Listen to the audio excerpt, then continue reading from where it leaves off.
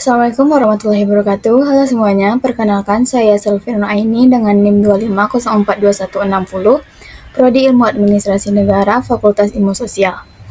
Dan di video kali ini saya bakal ngejelasin artikel konseptual yang sudah saya buat dengan judul Integritas Kebijakan Teknologi dan Partisipasi Publik untuk Transportasi Berkelanjutan di Indonesia. Jadi, saya bakal jelasin mulai dari latar belakang, tujuan penulisan, isi pembahasan, sampai kesimpulan dan rekomendasi yang telah saya susun. Semoga lewat video ini teman-teman bisa lebih mengerti tentang pentingnya transportasi berkelanjutan, terutama di kota-kota besar Indonesia yang tiap hari semakin padat dan penuh tantangan. Oke, tanpa berlama-lama kita langsung ke pembahasannya. Baik, kita masuk ke pembahasan yang pertama, yaitu latar belakang. Perkembangan kota-kota besar di Indonesia menyebabkan peningkatan mobilitas penduduk dan pertumbuhan kendaraan pribadi yang sangat cepat. Kondisi ini memicu kemacetan, polusi udara, serta penurunan kualitas kesehatan masyarakat. Di sisi lain, transportasi publik seperti MRT, LRT, dan BRT sebenarnya telah dibangun, tetapi belum terintegrasi dengan baik sehingga belum mampu mengurangi ketergantungan masyarakat pada kendaraan pribadi. Tantangan ini muncul dari tata ruang kota yang tidak merata, di mana banyak wilayah pinggiran kota belum terlayani transportasi publik yang memadai. Situasi ini menunjukkan pentingnya pembangunan sistem transportasi yang lebih berkelanjutan, ramah lingkungan, dan mendukung pencapaian SDG 11 tentang kota dan permukiman berkelanjutan. Selanjutnya, pertanyaan mendasar. Yang pertama, apa saja tantangan utama yang menghambat penerapan transportasi berkelanjutan di kota-kota besar di Indonesia? Yang kedua, bagaimana pemerintah berperan mendorong sistem transportasi yang berkelanjutan? Yang ketiga, sejauh mana teknologi dan partisipasi masyarakat mendukung tercapainya mobilitas hijau? Yang keempat, bagaimana integritas transportasi terkait dengan prinsip keadilan sosial dan SDG 11? Selanjutnya, tujuan penulisan artikel. Yang pertama, menganalisis tantangan transportasi berkelanjutan di perkotaan Indonesia. Yang kedua, mengkaji kebijakan pemerintahan dan inovasi teknologi terkait transportasi publik. Yang ketiga, menjelaskan peran masyarakat dalam mendorong mobilitas ramah lingkungan.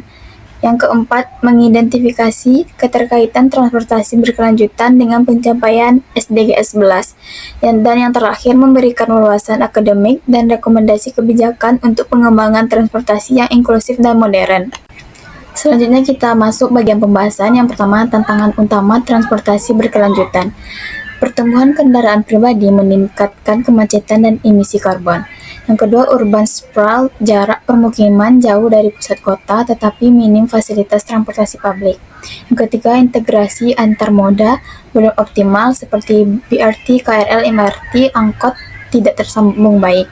Dan yang terakhir, polusi udara meningkat dapat memperburuk kesehatan masyarakat. Transportasi berkelanjutan membutuhkan pendekatan multidimensi. Selanjutnya, kebijakan pemerintah untuk memperkuat transportasi berkelanjutan.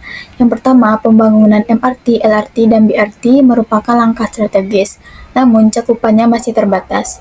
Yang kedua, kebijakan masih berfokus pada pembangunan jalan, justru memicu penggunaan kendaraan pribadi. Yang ketiga, koordinasi antar instansi kurang dan perencanaan jangka panjang tidak konsisten. Yang keempat, yaitu program kendaraan listrik berkembang tetapi infrastruktur charging masih terbatas. Kebijakan perlu lebih terarah pada integrasi moda dan peningkatannya kualitas layanan. Selanjutnya, peran teknologi dan smart mobility. Penerapan smart mobility seperti aplikasi navigasi, big data, dan e-ticketing meningkatkan efisiensi layanan. Sistem tiket terpadu Jaklingko memudahkan akses antar moda. Transportasi berbasis energi bersih atau bus listrik membangun menekankan emisi karbon. Dan teknologi memerlukan dukungan regulasi dan investasi jangka panjang. Selanjutnya, peran masyarakat dalam mendorong transportasi berkelanjutan.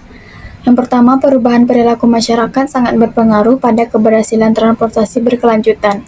Yang kedua, kendaraan pribadi masih dianggap simbol kenyamanan dan presisi.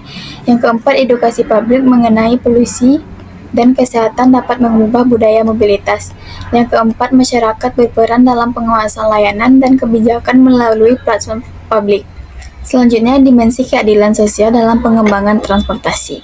Yang pertama, masyarakat berpenghasilan rendah sering tinggal di pinggiran dengan akses transportasi publik terbatas. Yang kedua, akses mobilitas berpengaruh pada pekerjaan dan kualitas hidup. Yang keempat, perlu transportasi inklusif, ramah disabilitas, aman bagi perempuan dan lansia. Yang keempat, tarif integrasi membantu tetapi harus disertai peningkatan kualitas layanan.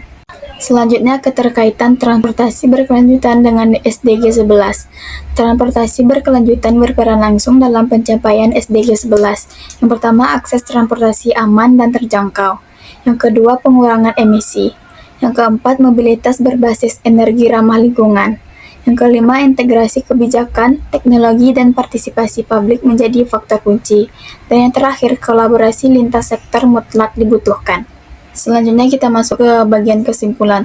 Transportasi berkelanjutan di Indonesia masih menghadapi berbagai kendala, seperti tingginya penggunaan kendaraan pribadi, kurangnya integrasi antar moda, dan akses yang belum merata bagi masyarakat. Kondisi ini berdampak pada kemacetan, polusi udara, serta ketimpangan mobilitas. Untuk mengatasinya, pemerintah perlu memperkuat pengembangan transportasi publik yang terintegrasi dan ramah lingkungan, didukung oleh teknologi modern dan perubahan perilaku masyarakat. Dengan kolaborasi semua pihak, Indonesia berpeluang mewujudkan sistem transportasi yang lebih modern, inklusif, dan mendukung pencapaian SDG 11.